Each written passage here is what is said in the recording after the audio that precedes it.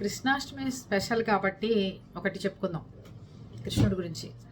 పోలాండ్లో ఒక క్రిస్టియన్ మహిళ నన్ను ఒక ఆవిడ ప్రతి చోట ఇస్కాన్ టెంపుల్స్ పెరిగిపోతున్నాయి, ఎక్కడ చూసినా వాళ్ళ గొప్పతనాన్ని వాళ్ళ ఇదిని చాటుకుంటున్నారు, విదేశాల్లో ఉన్న వాళ్ళని కూడా కృష్ణుడి భక్తులుగా చేసేస్తున్నారు, ఇదంతా చాలా ప్రచారం ఇదిగా ఉంది అని చెప్పి 16,000 మంది గోపికలున్న కృష్ణుడు గొప్పవాడు ఎలా అవుతాడు, అందుకని చెప్పి అసలు ఇస్కాన్ టెంపుల్ అనేదే లేకుండా కృష్ణుడిని ఎలా దేవుడు అని చెప్తారు ఇంతమంది గోపికలు ఇంతమంది గర్ల్ ఫ్రెండ్స్ ఉన్నప్పుడు అని చెప్పి పోలాండ్కి సంబంధించిన ఒక నన్ను కోర్టులో కేసేసింది.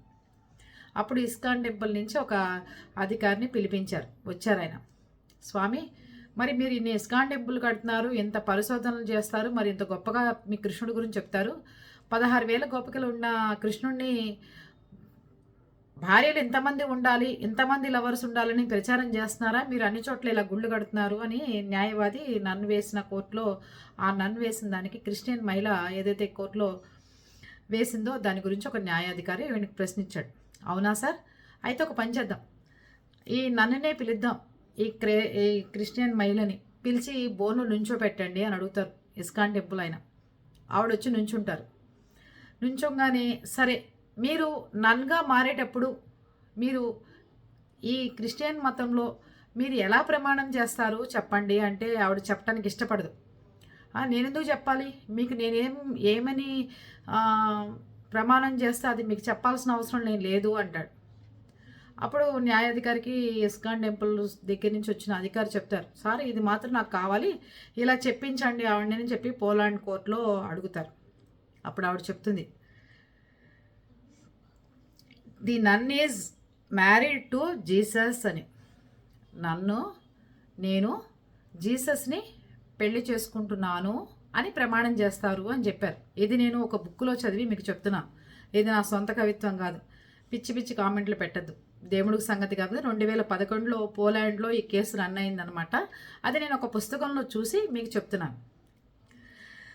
The nun is married to Jesus అని ప్రమాణం చేస్తాము అని చెప్పారు ఆవిడ. మరి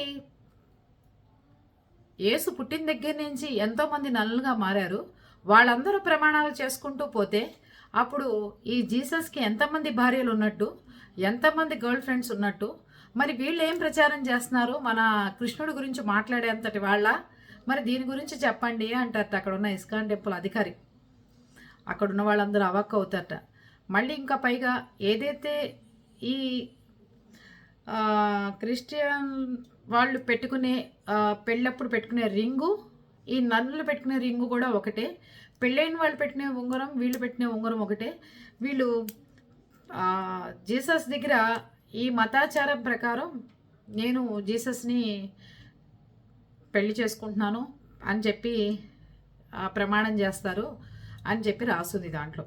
మరి అది తప్పో కరెక్టో కంటే కూడా ఇదంతా పుస్తకాల్లో ప్రచురించబడింది, దీని గురించి పరిశోధన జరిగింది, దీని గురించి కోర్టుకి వెళ్ళారు, దీని గురించి కోర్టులోకి తీర్పయి అప్పుడు ఏదైతే కృష్ణుడి గురించి తప్పుగా మాట్లాడారో అదే పోలాండ్ కోర్టు కొట్టేసింది. దీంట్లో ఎలాంటి తప్పు లేదు, ఎవరి మతాచారాల్లో ఒకళ్ళు తలదూర్చొద్దు, ఎవరి దేవుడు వాళ్ళకే గొప్ప అని చెప్పి పోలాండ్ కోర్టు కొట్టేసి ఇస్కాన్ టెంపుల్ వాళ్ళకి చక్కగా గౌరవంగా సాగనంపింది.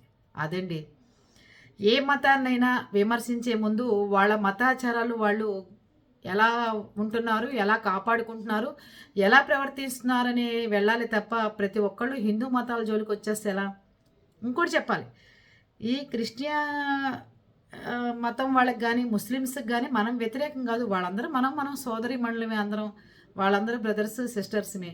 కానీ ఎవరు కోర్టుకి వెళ్ళాలన్నా, ఎవరు బయట పోట్లాడికి వెళ్ళాలన్నా ఒక హిందూ మతం జోలికి వస్తున్నప్పుడే మనం ఇలాంటివన్నీ బయటకు తీసి చెప్పాలనిపిస్తూ ఉంటుంది. ఇది నేను చదివి వారం రోజులు అవుతుంది, చెప్పాలా వద్దా ఏం చేద్దాం అనిపించింది.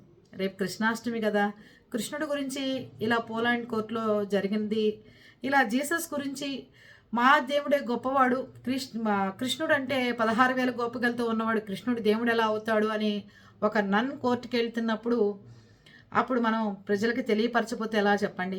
ఈ పీపుల్స్ టీవీ ఉన్నదే ప్రజలకి అవగాహన కల్పించడానికి, మనకి తెలుసుకోనివి తెలుసుకోవడానికి కదా మనం ఈ టాపిక్లన్నీ మాట్లాడుకుంటోంది. అవునంటారా? కాదంటారా? నాతో ఎంతమంది ఏకీభవిస్తారు?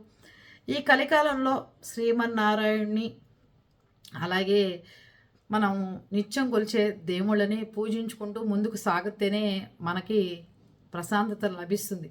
అంతేగాని ఇలా వీళ్ళు మన దేవుళ్ళు కాదు అని కోర్టులకి ఎక్కుతుంటే మనం నిరూపించుకోలేకపోతే ఎలా చెప్పండి? దీనికి మీరు ఏకీభవిస్తే కామెంట్లోకి వచ్చేయండి, మాట్లాడేసుకుందాం. ఏమంటారు? అందరికీ కృష్ణాష్టమి శుభాకాంక్షలు.